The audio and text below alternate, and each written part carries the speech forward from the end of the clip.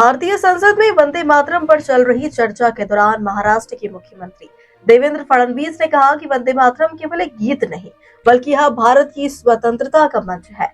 उन्होंने कहा कि इसके लिए 150 वर्ष पूरे होने के बाद यह आवश्यक है कि संसद में इस पर चर्चा हो और मैं यह देखकर बहुत प्रसन्न हूं कि यह चर्चा अब चल रही है। फडणवीस ने बताया कि संसद के स्पीकर ने घोषणा की है कि अगले सत्र में हमारी विधानसभा में भी वंदे मातरम पर चर्चा की जाएगी। मुख्यमंत्री ने यह भी स्पष्ट किया कि वंदे मातरम पर कभी भी प्रतिबंध नहीं लगाया गया। उन्होंने कांग्रेस पार्टी पर आरोप लगाया कि वंदे मातरम को नुकसान पहुंचाने की जिम्मेदारी कांग्रेस की ही है। फडणवीस ने कहा कि कांग्रेस ने स्वयं एक प्रस्ताव पारित किया था जिसमें वंदे मातरम का केवल आधा भाग गाने की अनुमति दी गई थी। इसके विपरीत उन्होंने कहा कि भाजपा के कार्यकाल में वंदे मातरम का सदैव सम्मान किया। मुख्यमंत्री ने जोर देते हुए कहा कि यह गीत भारतीय स्वतंत्रता और देशभक्ति की पहचान है और इसे हर नागरिक के हृदय में सम्मान के साथ बजाया जाना चाहिए। देखिए, वंदे मातरम ये केवल एक गीत नहीं है, तो ये भारत की स्वतंत्रता का मंत्र है, ये राष्ट्रवाद का मंत्र है।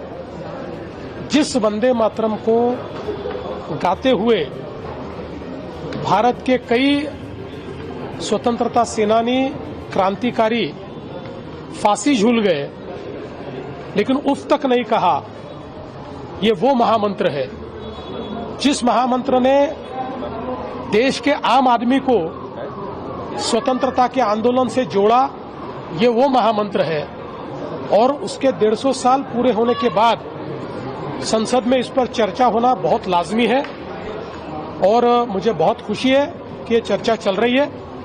आज हमारी विधानसभा में भी हम लोगों ने संपूर्ण वंदे मातरम गाकर इस गीत को हमारी ओर से नमन किया है और अगले अधिवेशन में हमारे अध्यक्ष जी ने कहा है कि वंदे मातरम पर हमारे विधानसभा में भी चर्चा होगी। वंदे मातरम पे बैन जो लगा था वो बीजेपी के कार्यकाल में लगा था, ऐसा आदित्य ठाकरे का कहना। वंदे मातरम पे कभी बैन लगा ही नहीं। वंदे मातरम पे जो कोई आघात हुए, कुठाराघात हुए, उसके लिए कांग्रेस जिम्मेदार है।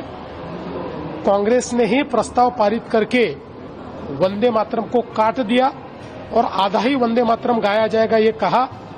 उसी कांग्रेस के साथ गले से गला मिलाकर आदित्य जी रोज घूमते हैं।